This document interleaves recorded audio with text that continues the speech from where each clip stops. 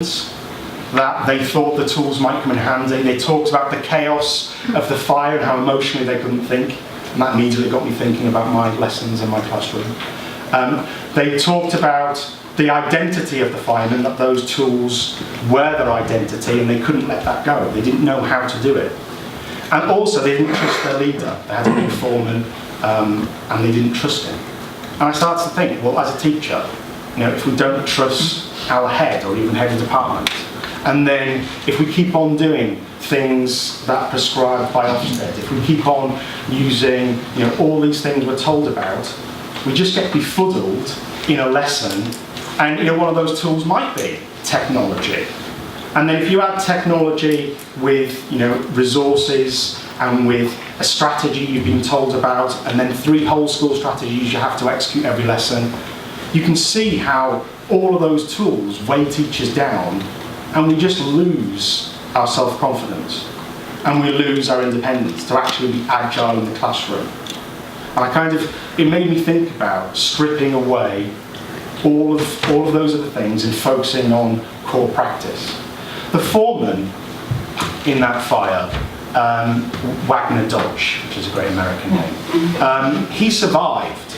And what he did was he did drop his tools, and he actually, before the fire kind of consumed the hill, he made a small fire in the ground, controlled, and he lay down in those ashes, which likely scalded him, and he suffered for that. But the fire blazed around him, and in the area that he burnt out, and he lay in the ashes, he actually survived. And this tiny random fact of a small rare story that probably no one ever reads just makes me think about that innovation, that personal confidence to do that and to have that in his own space and survive from ingenuity, from agility, from free thinking. I think as teachers we've lost that. And we're too busy thinking about what our head's expecting, what we have to do in our department, what Ofsted are wanting on the next round of Ofsted, or what the chain needs, and all of those details. I think we've lost our personal confidence as teachers in that classroom space. So the principle was dropping your tools, doing less. Less is more. It's a less is more principle, really. And I really I've stolen that quote from Lao Tzu from Carl Beck. It's at the top of his studies, so I can't really claim any originality. But this idea that we do acquire knowledge, we do get better. I'm significantly better than I was in my first year of teaching. But actually, in the last couple of years, I think the wisdom, and I use that with an attentive humility, the wisdom that I'm accruing is that I'm stripping away again, and I'm stopping doing a lot of things, and I'm starting to concentrate on really bare basics of practice, and I want to focus on those bare basics. I think as teachers, there is a lot to fear doing that, because again, you're probably thinking, yes, you can say all that, and I might feel a bit confident now, but on Monday morning, I've got to do X, I've got to do Y. Okay, I think the biggest fear that drives the whole system, that's you can't barely see it, which is kind of appropriate, this kind of ghoulish background of Ofsted. And I know it was a hot topic this morning, and it's a hot topic whenever people talk about it. If I want to get hits on my blog, I'll stick Ofsted in the title, and people will read it regardless. And if I slag them off, it'll double the hits. And I'm on a bit of a low recently, so I'm going to write an Ofsted one really soon, maybe today. But actually, I do think the whispers of Ofsted have made us lose our confidence, and not just individual teachers, head teachers. I wrote an article in The Guardian, it was about a year or so ago, about the Stockholm Syndrome, that we end up doing all of these things that Ofsted want, and we don't think we're doing it, but we carry it all on. And I was appealing to school leaders not to do things like mock studs, etc. And I can imagine there were hundreds of heads swearing, thinking, what the hell does he know? And they're right, I've never been a head, I don't have those pressures. But I still think we can resist a lot of that nonsense. I do think I work in a school where, in a pragmatic way, we resist a lot of that nonsense. And we got Ofsteded, that kind of criminal term, last year. Ever since, the school has felt different. It's felt better. But we've got rid of those misnomers, 20 minutes progress, talk less teaching, you know, kind of showing demonstrative progress, independence of students. Okay? A brilliant end goal for every student I want them to go to university and to independently work brilliantly and then independently, you know, drive their entire lives. But the reality is, in my classroom, they don't know a lot of stuff, and I have to tell them stuff and work with them on stuff. They're not going to be independent, you know, all the time. They're going to be codependent a lot. And I watched Lesson Knowing recently, and I did it myself, where there was a lot of movement around the room. There was a lot of action. It was a good performance. And by Ofsted, you know, you might be able to capture that as, you know, the kind of mythic outstanding. But I really question whether much was learned. I think about 3 years ago, or even 2 years ago, I got an Ofsted outstanding. And I was really happy with it. And why would I question it? Because I was outstanding once after 7 years. I've never been given one 7 years of teaching.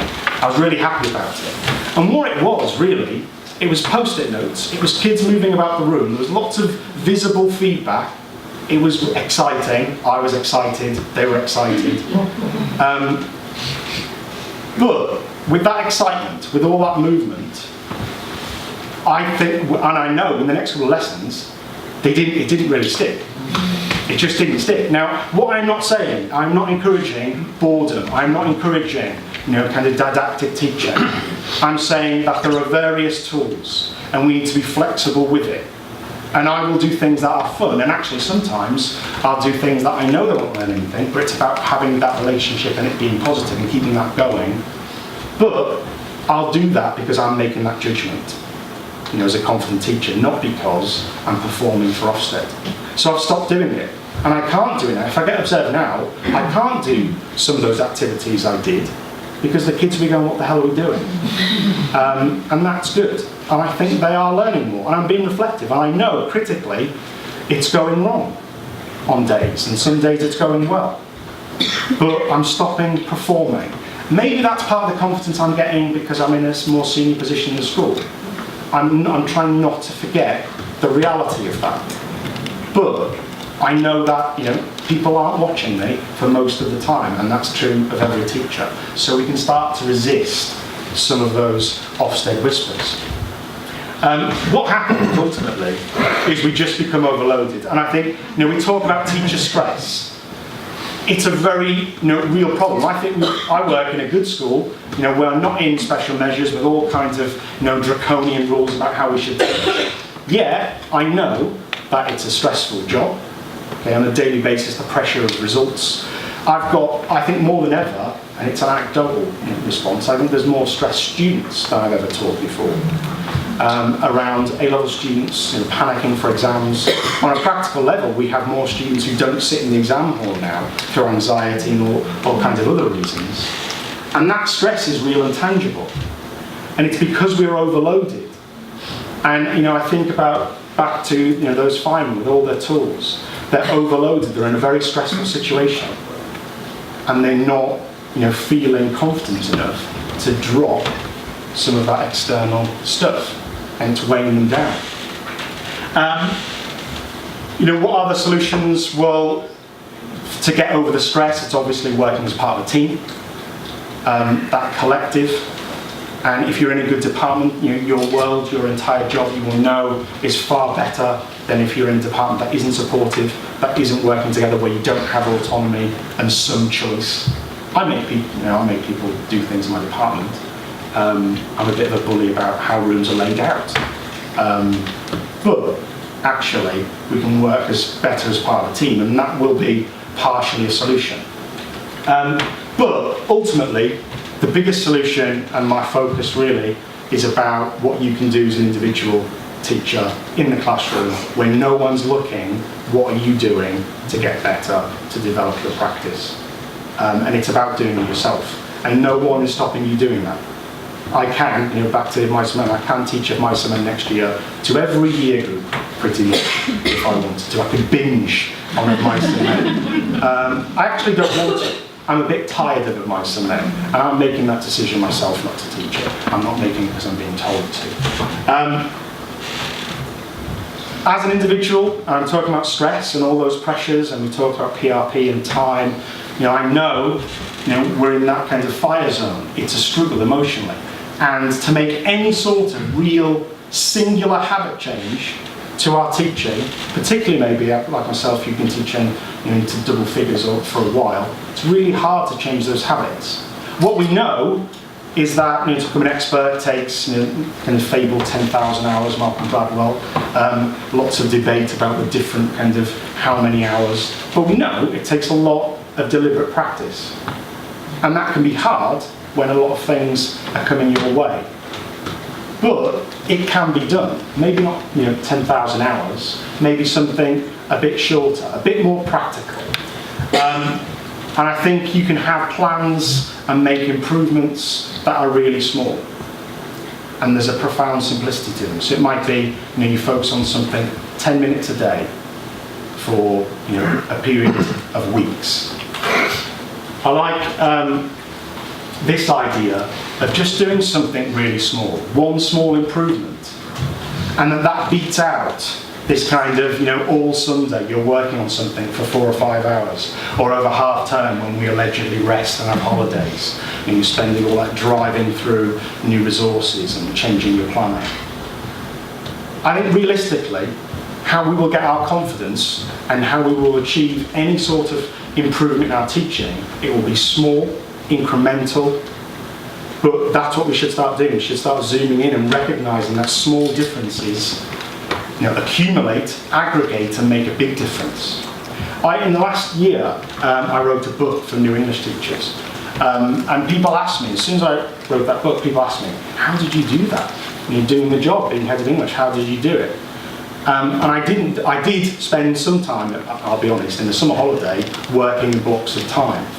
But I worked 20 minutes every night. I had my little queue, I had my coffee, because I needed that fuel. Coffee.